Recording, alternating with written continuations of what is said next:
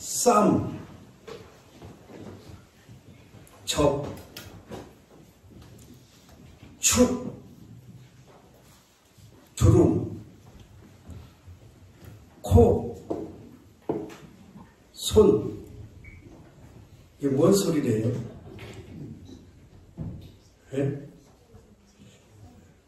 다시 한번 할게요.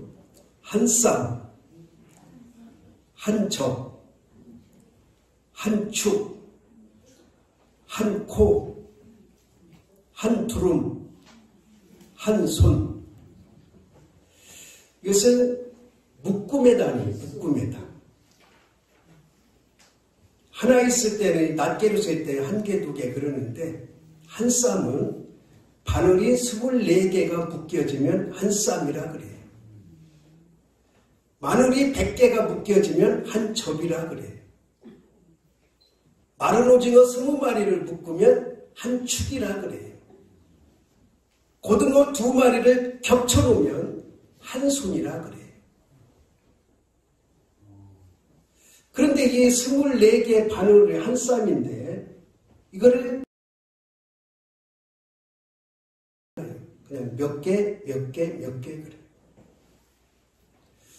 묶음의 단위를 이렇게 똑같은 생선임에도 불구하고 오징어 다르고 굴비 다르고 낙지가 달라요. 왜 그랬는지는 정확히 알 수 없지만 우리는 이 묶음의 단위를 통해서 단어가 완성되듯이 우리 믿음은 묶음의 믿음이 돼야 돼요. 고백하고 구원받는 거지만 그러나 믿음 생활은 혼자서 하는 게 아니고 이렇게 묶음으로 공동체에서 함께 해나가는 것임을 믿으시기 바랍니다. 특별히 예배는 더더욱 한 묶음으로 드려야 돼요. 여러분이 기차 타고 집에서 텔레비전으로 혼자 예배 드리는 것 저는 예배가 아니라고 생각하는 목사 중에 하나입니다. 물론 어쩔 수 없어서 우리 어머니같이 이 텔레비전을 보고 이 온라인을 보고 예배 드리는 것 참 귀하지만 교회 나올 수도 있고 같이 함께 예배 드릴 수 있음에도 불구하고 나는 교회 가기 귀찮다. 가서 드리나 집안에서 드리나 무슨 차이가 있냐. 이런 생각으로 잘못된 생각으로 온라인 예배에 매몰되는 사람은 진정한 예배꾼이 아니라고 저는 믿습니다. 아멘. 과연 하나님이 그 예배를 받으실까? 아무리 설교를 들어도 이게 뭔 얘기인지 모르겠고 예배에 오는 것이 재미가 없다 할지라도 우리는 한 묶음으로 장안교회라는 한 공동체 안에서 예배를 드려야 될 줄로 믿습니다. 아멘. 그렇기 때문에 묶음이 중요한 거예요. 아멘. 그런데 오늘 말씀을 보니까 정반대예요. 따라합시다. 그 밥을 먹는데 식사를 하는데 요셉 것 따로 형제들 것 따로 애굽 사람들 것 따로 차렸다는 거예요. 그렇다면은 우리가 여기서 한번 이제 상상을 해봐요. 상상을. 요셉의 상의 음식과 형제들 상의 음식과 애굽인들 상의 음식이 달랐을까요? 같았을까요? 그럼 여러분이 생각을 하기 나름인데 성경적으로 보면 음식이 같았을 수가 없습니다. 문화가 다르고 섬기는 신이 다르고 그동안 먹어왔던 게 다르기 때문에 음식이 우선 달라요. 오늘 분명히 따로 한 이유를 한 가지를 말하고 있습니다. 요셉의 상과 형제들의 상과 애굽인들의 상을 따로 차린 이유를 딱 한 가지 말하고 있는데 그것은 뭐냐? 애굽 사람들은 히브리 사람들 부정하게 여겼다. 이게 뭔 얘기냐? 물론 종교적인 의미도 있지만 강대국이 약 의미도 있어요. 요즘에도 미국에는 KKK단이라는 게 있습니다. 이게 뭐냐? 백인 우월주의. 이 사람들은 흑인들을 사람으로 치지 않습니다. 지금도 미국 땅이 생겨날 때는 인디안들, 흑인들 뭐 사람 취급하지 않았어요. 그냥 하나의 물건일 뿐이에요. 그래서 노예를 사고 팔고 그런 일들을 수십 년, 수백 년 해왔던 거예요. 그러니까 애굽 사람들이 그 당시 가장 강대국이었기 때문에 주변의 약소국가들을 무시하는 그런 것도 있었지만은 종교적인 의미도 있었다. 왜? 우리가 섬기는 신하고 너희들이 섬기는 신하고 다른데 우리가 어떻게 한자리에 앉아서 식사를 할 수 있느냐. 그런 우월감. 그런데 오늘 따로는 우월감이 아닌 다른 믿음의 모습으로 접근하고자 합니다. 우리는 따라합시다. 예배는 묶음으로 드리자. 반드시 교회에 나와서 예배 드려야 돼. 아멘. 오늘 이 설교를 좀 젊은 사람들이 좀 온라인으로 많이 좀 봤으면 좋겠어요. 조금 표현이 그렇지만 집구석에 앉아서 예배 드리는 젊은 사람들 좀 이 얘기 좀 들었으면 좋겠어요.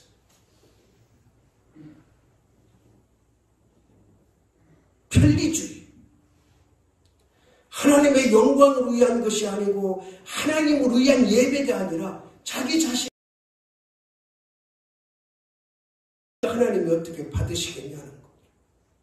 오늘 이 자리에 오신 여러분들 다리도 성치 않은 분도 있고 몸이 좋지 않은 분도 있고 마음이 울적한 분도 있을 텐데도 불구하고 이 자리에 함께 나와서 예배드리는 것 이것이 복인 줄 믿으시기 바랍니다. 근데 우리는 믿음 생활에 있어서 따로 해야 될 때가 있어요. 예배는 한 묶음으로 같이 예배 드려야 되지만 우리 장안교회에 속한 모든 성도들은 가급적 장안교회 안에서 함께 예배 드려야 되지만 그러나 이 묶음이 다 좋은 것만은 아니에요. 시편 1편에 보면 이런 말씀이 있습니다. 따라합시다. 복 있는 사람이 어떤 사람이냐? 악인의 꾀를 따르지 않는 사람, 죄인의 길에 서지 않는 사람, 오만한 자들의 자리에 앉지 않는 사람. 여기 본문에 따로와 시편 1편에 따로하고 우리는 같이 묶어서 생각을 해봐야 돼. 우리가 믿음 생활하면서 같이 함께하는 것이 다 좋은 게 아니고 우리는 어떤 때는 과감하게 따로 물러나야 될 때가 있음을 성경은 말씀하고 있는 거예요. 오늘 본문 속에서는 요셉과 형제들과 애굽인들이 따로 나온 이유, 따로 상을 차린 이유가 한 가지밖에 안 나오지만 가만히 요셉의 입장에서 한번 우리가 생각을 해봐요. 요셉의 입장에서는 지금 애굽의 총리란 말이에요. 그리고 자기 형들이 왔단 말이에요. 그리고 그동안에 항상 함께 생활하던 애굽 부하들이, 신하들이 있단 말이에요. 그러니까 요셉은 형들 성에 가서 먹어도 무방하고 애굽인들하고 함께 먹어도 무방하고 어느 쪽에 같이 가서 식사를 해도 욕할 사람도 없고 그게 큰 흉이 되지도 않아요. 그런데 요셉이 지시하기를 내 것 따로 차려라, 형제들 것 따로 차려라, 그리고 애굽인들 것 따로 차려라. 요셉이 지시를 한 거예요. 왜 그랬을까? 요셉은 애굽의 총리입니다. 그런데 애굽 사람이 아니에요. 히브리 사람들이에요. 애굽 사람들이 그렇게도 부정하게 생각하는 히브리 사람이에요. 그러니까 요셉이 안방에 들어가서 자기 친동생 베냐민 그랬잖아요. 저는 이 말씀을 묵상하면서 그런 생각이 들더라고요. 요셉이 형제들을 보고 제가 베냐민이냐? 전에 말하던 베냐민이냐? 자기 친동생이잖아요. 나머지 10명은 배다른 형제들이고 자기 친동생이에요. 친동생. 그러니까 감정이 복받쳐서 참을 수가 없어서 방에 들어가서 울었다. 그렇게 성경은 표현하고 있는데 여기다가 우리는 한 가지 더 생각해야 돼. 요셉이 방에 들어가서 울 때 그냥 울기만 했을까? 감정만 표출했을까? 저는 아니라고 주석을 합니다. 그 감정을 추스리면서 하나님 앞에 기도했을 것이다. 하나님, 지금 지혜가 필요합니다. 한 상에 같이 먹을 수도 없고 따로 먹을 수도 없고 지금 진퇴양난에 빠졌습니다. 이 일을 어떻게 하면 좋을까요? 애국 사람도 눈치 못 채게, 자기 형제들도 눈치 못 채게 하나님 앞에 호소한 거죠. 하나님이 지혜를 주신 거예요. 내 상 따로 차려라. 그리고 형제들 상 따로 차려라. 그리고 애굽인들 사람들 상 따로 차려라. 그러면 아무 문제가 없을 것이다. 만약에 거기서 요셉이 아무리 총리라 사람이지만 애굽 총리고 이 사람들은 히브리 사람들이고 이 사람들은 애굽 사람인데 뭐 어떠냐? 오늘만 함께 같이 먹자. 그랬을 수도 있고 그렇다고 해서 그것을 반항하거나 안 됩니다 할 수도 없는 상황이고 그렇다면 나중에 문제가 터질 요소가 있다. 만약에 그 히브리인 중에 하나가 아니면은 애굽 신하 중에 하나가 바로에게 가서 우리가 부정하게 여기는 그 형제들하고 한 상에서 같이 밥 먹었습니다. 그러면은 바로가 어떤 명령을 내렸을지 알 수 없잖아요. 그러니까 요셉으로서는 지혜를 구할 수밖에 없었다. 그러니까 하나님께서 지혜를 주셔서 내 상 따로 차리고 형제들 상 따로 차리고 애굽인들 상 따로 차려라. 그러면은 왜 하나님께서 그렇게 지혜를 주셨을까? 따라합시다. 요셉의 권위를 세우기 위해서. 요셉은 총리잖아요. 총리가 애굽 사람들이든지 히브리 사람들이든지 누구한테도 책 잡히면 안 되잖아요. 흉 잡히면 안 되잖아요. 그것도 총리직을 내다보는 결정적인 흠을 잡히면 안 되잖아요. 그러니까 하나님께서 요셉에게 지혜를 주셨는데 내 총리직의 권위를 위해서는 따로 해라. 아멘이 안 됩니까? 그렇다면 이제 요셉 얘기 그만하고 우리 얘기합시다. 우리 얘기. 요셉은 총리의 권위를 위해서 따로 음식을 상을 차렸다면 저와 여러분은 따라합시다. 하나님의 자녀의 권위를 세우기 위해서는 따로 믿음 생활해야 된다. 이게 뭔 얘기입니까? 나는 하나님의 자녀잖아요. 하나님을 아버지라 부르잖아요. 그러면은 우리는 하나님의 자녀된 권위가 있어야 돼. 나이에 상관없이 권위가 있어야 돼. 장학교회 성도라는 권위가 있어야 돼. 사람들로부터 무시당하면 안 돼. 어떤 결정적인 실수로 인해서 흠잡히면 안 돼. 우리는 언제 어디서 따로 해야 되느냐? 시편 1편을 대입해서 보면 따라합시다. 악의 꾀에 빠지지 말아라. 시편 1편에서는 악인들의 꾀에 따르지 않는다 그랬어요. 그 악인들의 꾀가 뭘까? 그 원어를 보면 한 3가지 정도의 뜻이 있어요. 하나는 하나님의 뜻과 관계없이 행동하는 것을 악이라 그래요. 하나님께서 원하시고 하나님께서 바라시는 하나님이 저와 여러분을 향한 뜻이 계신데 그 뜻하고는 전혀 상관없이 행동하고 말하는 것을 악이라 그래요. 악. 우리는 악 그러면 살인이나 하고 무슨 도덕적인 잘못이나 해야 악인이다 그러는데 성경에서 말하는 악인은 하나님과 뜻과 관계없이 하는 것. 그 다음에 두 번째 악인들의 꾀라는 것은 하나님을 무시하는 사람. 하나님을 하나님을 무시한다는 게 나는 하나님 필요 없어.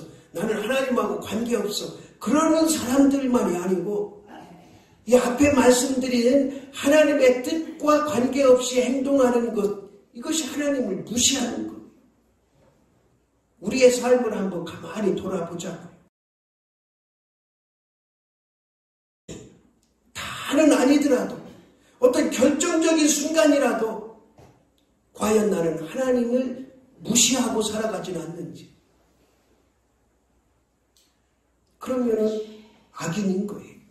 그리고 하나, 불경건한 자. 경건성이 없다. 그러면 그거는 악인이라 성경에서 말씀하고 있어요. 우리는 경건해야 됩니다.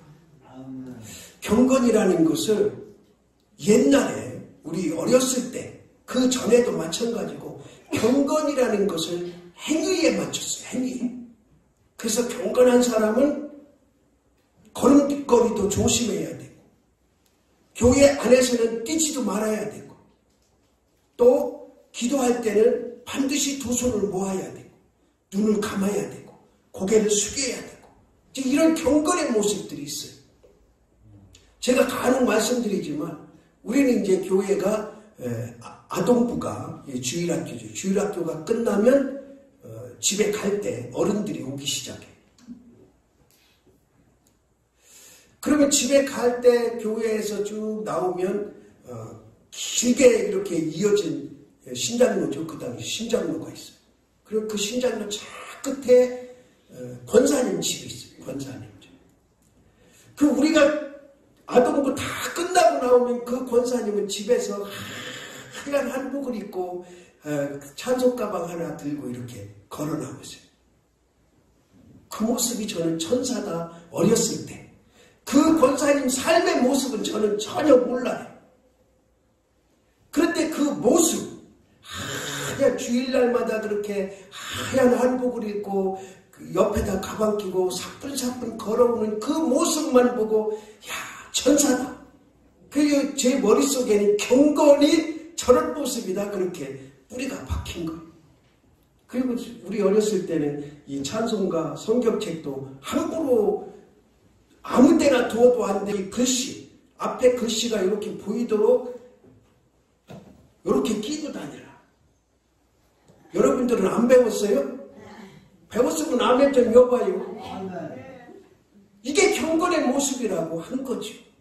그리고 이 내면적인 것은 저는 어려서 그랬는지 몰라도 잘 배운 게 없어요. 내면의 경건에 대해서는 기억나는 게 없어요. 그런데 이 외적인 모습의 경건은 아주 기가 따갑도록 세대 교육을 받은 거죠. 그렇다면 그 경건의 모습. 이것도 필요하고 더 필요한 거는 내면의 경건이다. 그래서 불경건한 사람들을 성경에서는 뭐라고 그러냐? 악인이라. 과의 꾀에 따르지 않고 따로 떨어져서 믿음 생활해야 될 줄로 믿습니다. 악인들과 함께 그래서 악인들의 꾀에 따르지 않는 따로의 믿음 생활 우리는 소유할 수 있기를 바랍니다. 그 다음에 두 번째로 어디에 서지 않는다고요? 죄인들의 길에 서지 아니한다. 시편 1편 얘기요 지금. 죄인들의 길에 서지 아니한다. 따르지 않고 서지 않고. 그러면은 죄인들의 길에 서지 않는다는 것은 바꿔 말하면은 길을 함께 간다는 거예요. 왕복 12km를 걸어다니는 거.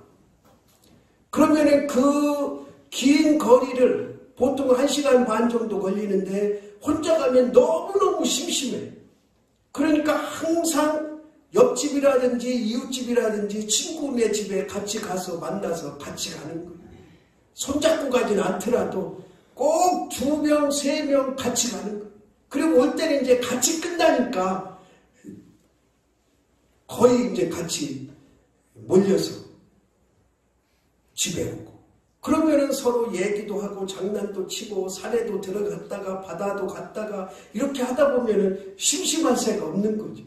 그런데 어쩌다가 이제 뭐 그때는 이제 뭐라 그러는 거예요? 주번이라고 그러나요? 주번이 걸리면은 청소 다 끝났고 또 나머지 이제 정리를 하고 가려면은 벌써 친구들은 다 갔어요. 그 혼자 가려면은 얼마나 심심하고 따분한지.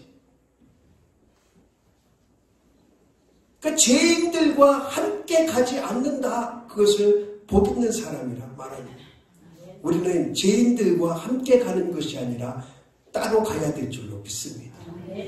아무리 내가 사랑하는 가족일지언정, 내가 좋아하는 친구일지언정, 누가 아무리 좋은 길을 가자 하더라도 그게 죄의 길이라면 우리는 따로 가야 될 줄로 믿습니다. 그러면 죄의 길은 뭐냐? 여기 아주 재미난 표현이 있어요. 재미난 표현. 저는 이것을 이렇게 설교 준비하면서 너무 재미난 표현이다. 그런데 또 의미가 있다. 그렇게 생각한 게 뭐냐? 죄의 길이라는 것은 따라합시다. 귀를 기울인다. 또 잘 기울여야 돼. 좋은 말, 유익되는 말에 귀를 기울여야지 나쁜 말, 유혹되는 말에 귀를 기울이면 안 돼요. 그러니까 죄의 길에 서지 않는다. 죄의 길에 선다는 것은 누구의 힘에 빠져. 야, 우리가 넘어갈 수 있는 아주 달콤한 말로 유혹을 합니다. 예를 들어서 너 오늘 교회 안 가고 외산면 장터에 가면 딱으로 10대 맞는데 그러면 갈 사람이 누가 있어요? 어린 애들도 안 가지. 아니 교회 안 가고 외산 시장에 가면 딱 10대 맞는다는데 누가 가냐고. 그런데 마귀는 그렇게 유혹하지 않는다니까. 어떻게 유혹하느냐? 무료로 귤 한 박스 준대. 이렇게 유혹하는 거. 그러면 죄의 길에 따르는 사람은 그 유혹, 기기울임에 넘어가는 거죠. 그런 때는 과감하게 따로 나는 그쪽 안 가. 나는 그 무리에 안 껴. 나는 여기 믿음의 길 따로 갈 거야. 아멘. 여러분, 진정한 믿음 생활은 때로는 고독해요. 고독. 외로워요. 왜? 혼자 따로 가야 되니까. 다른 사람이 알아주지 않아도 죄의 길에 가지 않고 오직 하나님 바라보며 그 길로만 걸어가려면 때로는 고독하기도 하고 외롭기도 하고 쓸쓸하기도 하고 힘들기도 해요. 그래도 우리는 포기하지 말고 따로 가야 될 줄로 믿습니다. 유혹에 넘어가지 말고 사탄의 기기울임에 넘어가지 말고 내 믿음의 올곧은 길을 따로 가야 될 줄로 믿습니다. 그 다음에 세 번째로 시편 1편에 보면 오만한 자들의 자리에 앉지 않는다. 이제 꾀를 따르지 않고 길을 가지 않고 앉지 않는다. 앉지 않는다. 이 오만한 자들의 자리에 앉지 않는다는 말도 또 재밌는 말이에요. 우리가 오만하다 그러면은 아유 교만한 사람인가 뭐 잘난 체하는 사람인가 그런 생각을 할 수 있는데 그 단어만 보고는 그런데 그런 뜻은 전혀 없어요. 오만한 자들의 자리는 불평하는 자리, 남을 헐뜯는 자리, 이간질시키는 자리, 이런 자리를 오만한 자들의 자리라 그렇게 얘기해요. 우리는 남을 헛뜯는 자리에 있을 수밖에 없을 때가 있어요. 그러면 그 자리 자리를 뛰쳐나와서 따로 내가 어떤 행동을 할 수 없을 때는 그냥 가만히 있어요. 거기에 절대로 동조하지 말고, 이간질 시키는 자리에 동조하지 말고, 불평하는 자리에 같이 동조하지 말고, 남을 헐뜯는 자리에 같이 동조하지 말고, 듣기 싫으면 나오고, 도가 넘었다 그러면 그 자리를 피하고, 피할 수 없는 상황이면 그냥 가만히 있어요. 절대로 같이 맞아, 그래, 그건 그래요, 이러지 말아요. 특히 안 믿는 사람이 있을 때, 가족 중에도 안 믿는 가족이 있을 때 제가 항상 부탁드리잖아요.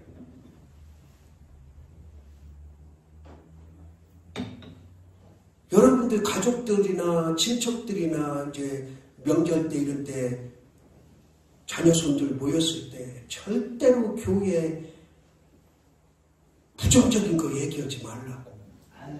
이 교회 얼마나 문제투성이가 많겠습니까?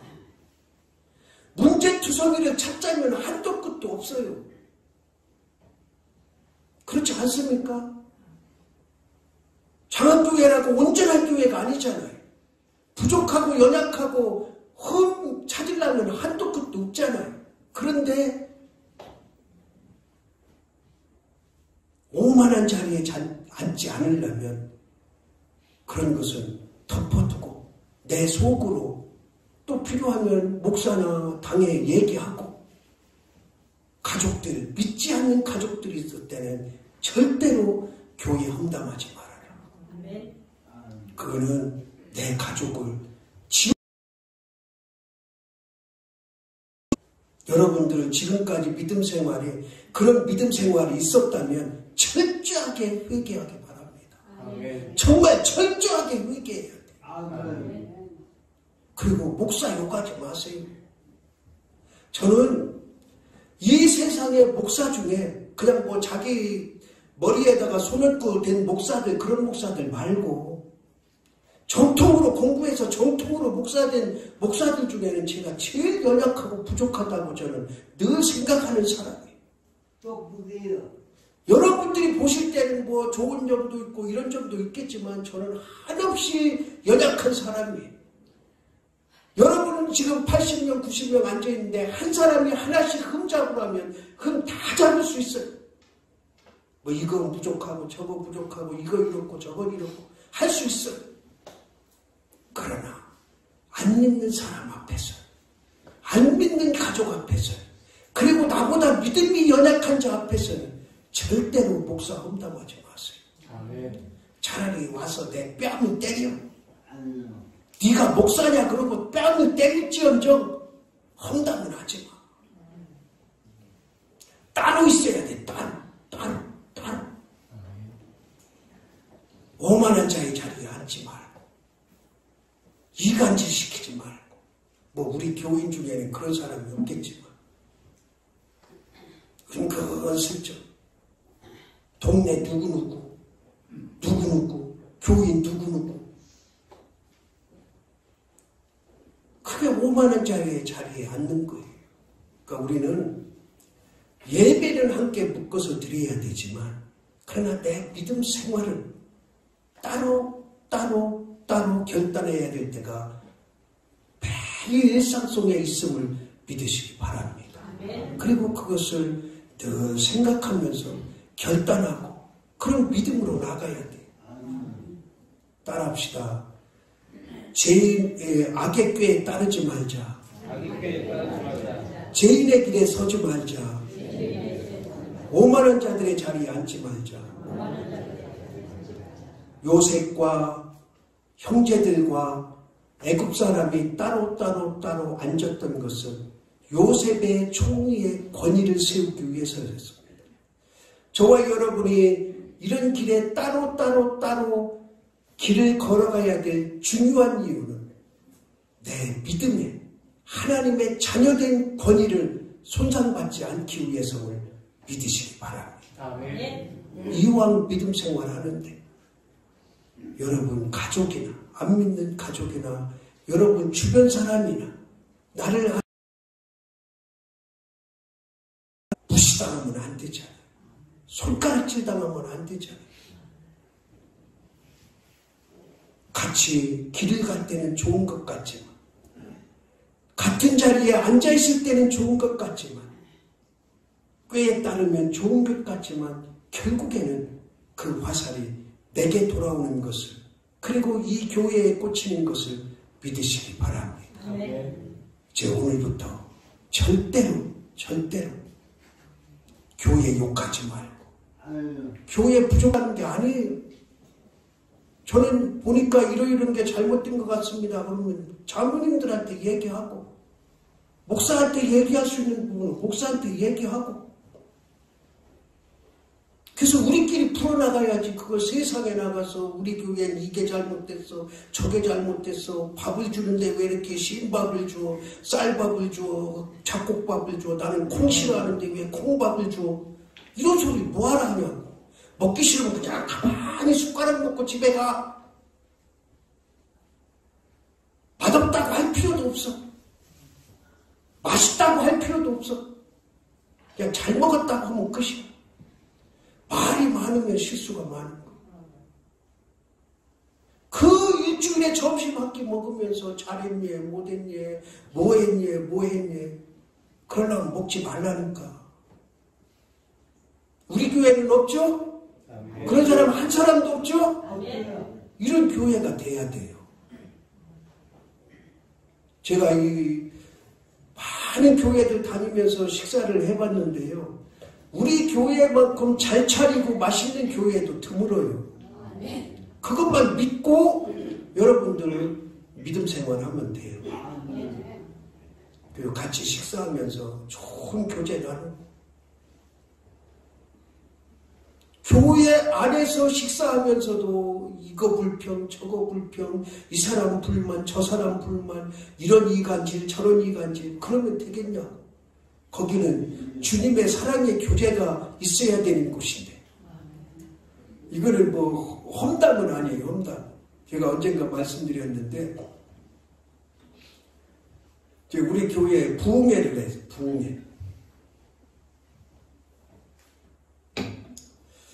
부흥회를 하고서 그때는 아마 이 식당에서 같이 식사를, 부흥 강사도 같이 했나 봐요. 먼데 안 나가. 식사 다 끝나고 이쪽으로 이렇게 돌아오는데 거기 한 4-5명이 모여 있어요. 같이 식사를 하더라고. 그러면서 어느 분이 그래요. 강사 목사 설교가 왜 그래요? 우리 목사님만 그렇게 형편없어. 저는 속으로 좋기는 좋은데도 그러면 안 되거든. 그런데 뭔 소리야? 은혜 받을 생각을 해야지. 왜 비교를 하고 있어? 만약에 거기서 내 설교가 형편없다고 그랬으면 나 목회 못할 뻔했는데, 그래도 우리 목사님 설교가 최고 낫다고 그런 소리도 할 필요 없어요. 우리는 이 교회 목숨처럼 사랑하기 바랍니다. 예배, 그래서 이 교회에 와서 예배 드리는 거 이렇게 한 묶음으로 예배 드려야 돼요. 그런데 좋지 않은 일에는 어떤 상대가 누구든지 가요. 따로 되기를 주님의 이름으로 바랍니다. 이제는 예수 그리스도의 은혜와 하나님의 극진하신 사랑하심과 성령님의 교통하심과 위로하심이 오늘 말씀을 듣고 세상에 나가 말씀대로 당당하게 승리하며 살아가기를 다짐하는 모든 권속들과 그 가정들 위에, 그리고 이 나라 이 민족과 교회 위에 영원토록 함께 하시기를 축원하옵나이다. 아멘.